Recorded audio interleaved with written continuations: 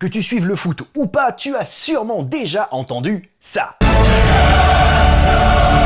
La Ligue des Champions, à l'origine, elle s'appelait la Coupe des clubs champions européens et elle avait été créée en 1955. Grosso modo, tu débarquais dans cette coupe et c'était quitte ou double, il fallait gagner pour continuer. Si tu perdais ton premier match, c'était bye bye. Le truc, c'est que dans les années 80, il y a pas mal de choses qui bougent, les droits télé deviennent de plus en plus importants, l'argent prend de plus en plus de place, les stars coûtent de plus en plus cher et par conséquent, si un gros club se fait éliminer dès son premier match, dès le mois de septembre, c'est pas bien pour la communication, c'est pas bien pour les sponsors, c'est pas bien pour l'image des clubs parce que tout d'un coup, ils vont sortir du paysage médiatique. Bref, c'est un petit peu tendu dans le milieu du foot. Donc l'UEFA, qui est l'instance qui gère le football en Europe, se dit « Ah, il faudrait peut-être faire quelque chose ». Il décide donc de moderniser un peu la compétition en gardant le principe de base, à savoir que les gagnants des différents championnats européens vont se rencontrer. Mais la grande nouveauté dans cette nouvelle mouture de la Coupe d'Europe, c'est la phase de poule. Grosso modo, la phase de poule, c'est un mini-championnat dans lequel les équipes se rencontrent les unes contre les autres, et donc il n'y a pas de match couperé. Et pour encadrer ce changement, l'UEFA décide qu'il est temps de dépoussiérer un petit peu l'image de cette compétition. L'UEFA décide alors de centraliser tous les droits commerciaux, d'arrêter de vendre la compétition match par match, mais de vendre un produit global, la Ligue des Champions.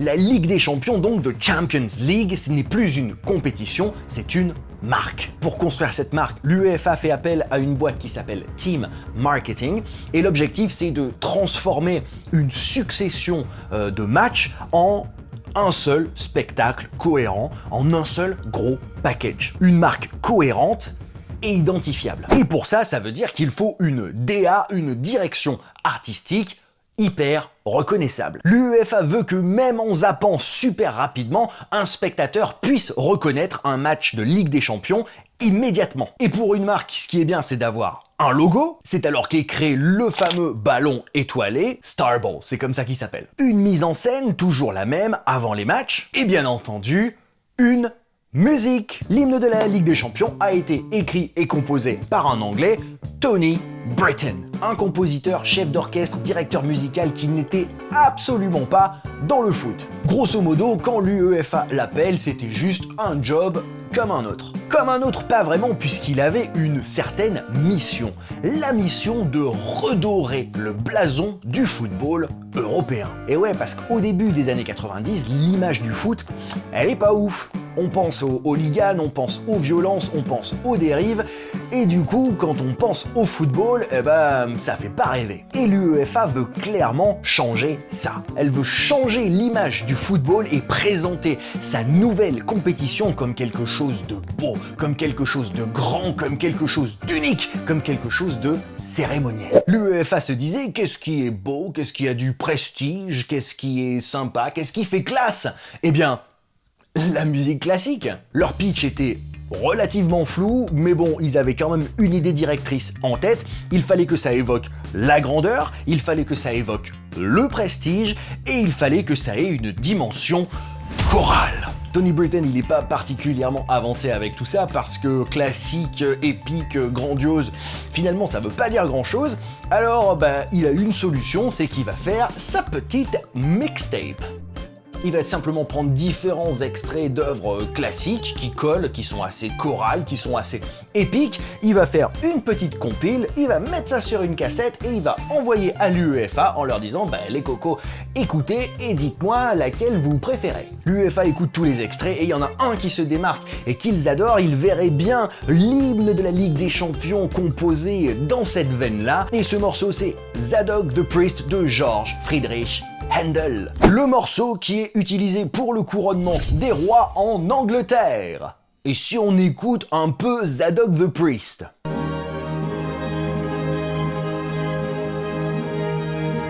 Si t'écoutes la montée des violons et des chœurs.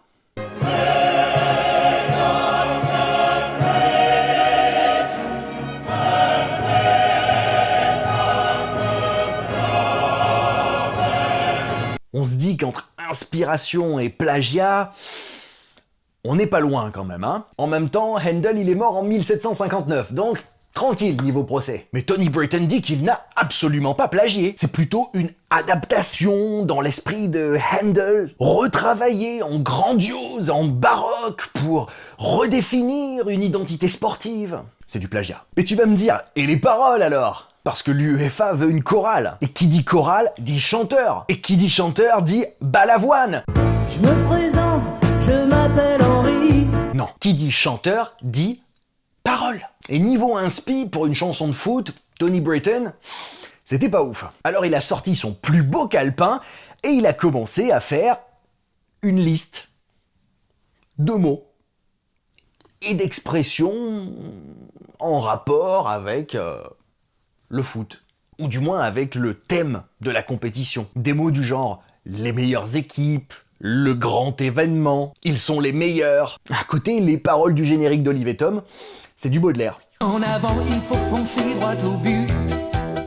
Demi-temps et 90 minutes. Ensuite, il a pris le texte en français, le texte en anglais, le texte en allemand, il a découpé toutes les petites phrases, il les a mises dans son chapeau magique, il a secoué, bim! Une phrase en anglais ici, une phrase en français par là, et puis une petite phrase en allemand. Et voilà! Comme quoi, il n'y a pas besoin d'IA pour qu'un plagiat avec un mauvais texte devienne une chanson hyper populaire.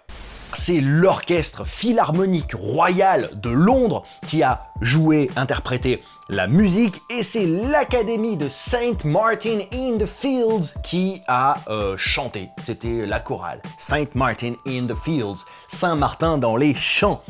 Chant, C-H-A-M-P-S. Qui faisait les chants, C-H-A-N-T-S.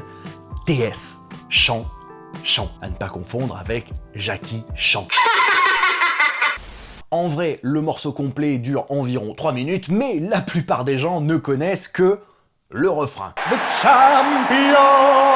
Depuis sa création en 1992, l'hymne de la Ligue des Champions n'a pas changé, quasiment pas, puisqu'il a quand même été légèrement réorchestré et réenregistré sous la direction de Tommy Britton depuis la saison 2024-2025. Un changement qui n'a pas particulièrement plu aux puristes. Perso, j'avais rien entendu. En même temps, je regarde pas le foot.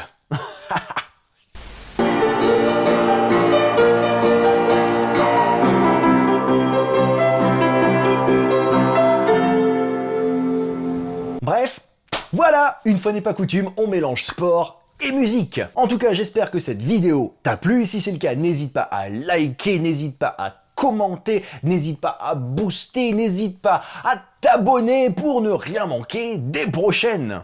Bisous!